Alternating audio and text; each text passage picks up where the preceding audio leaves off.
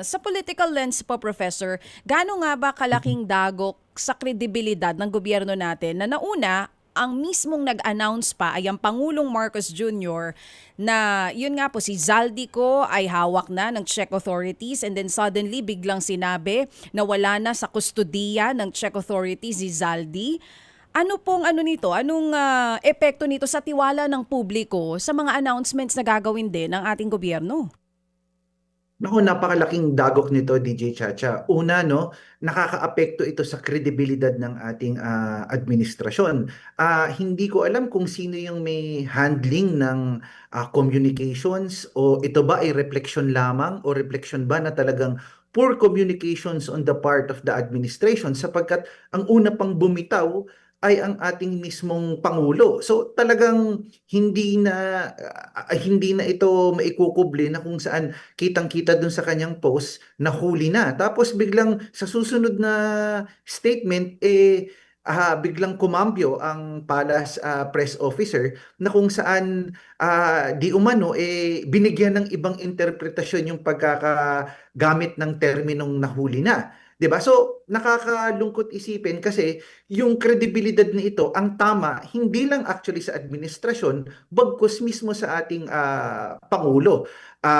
Kaya tandaan natin, no, meron pang isang usapin na hindi nila na-address ng maayos yung krisis sa langis, sa pagbibigay ng ayuda. Tapos, eto, nagbigay at naglabas sila ng statement na nahuli na si Saldico. Well, in fact, hindi naman pala. At ngayon, lumalabas yung balita na nag-seek ng asylum sa France, and so on and so forth. So, nalilito na rin din yung taong bayan ngayon kung ano ba talaga yung totoo at ano ba talaga yung credible pagdating sa pahayag ng ating administrasyon at ng palace officer.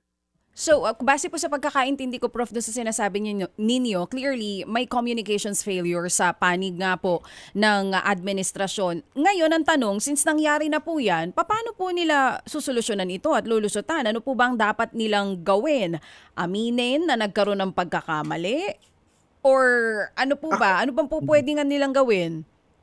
Ako ang tingin ko po maging una sa lahat yung transparency. Kasi tingin ko from a political vantage point, gusto nilang quote unquote gagamitin ko na yung term na pogi points sapagkat nagnenegatibo na sila sa pag-handle nitong oil crisis. So dahil dito kahit na hindi pa ganun definitive at magandang balita ito dahil inaantay na ito ng taong bayan, gumawa sila ng naratibo na kung saan hindi naman ganun ka-reliable at wala actually reliability pagdating doon sa impormasyon na nandun na nahuli nga talaga si Zaldico. So, ito talagang ang hirap sapagkat habang tumatagal, ngayon yung mga taong bayan nagtatanong, ano po bang totoo, ano din po ba ang hindi. So, ang tingin ko dito, nais nilang gumawa ng naratibo para makagawa or makapag-earn ng pogi points sa taong bayan nang sa gayon ay ma-divert yung atensyon ng taong bayan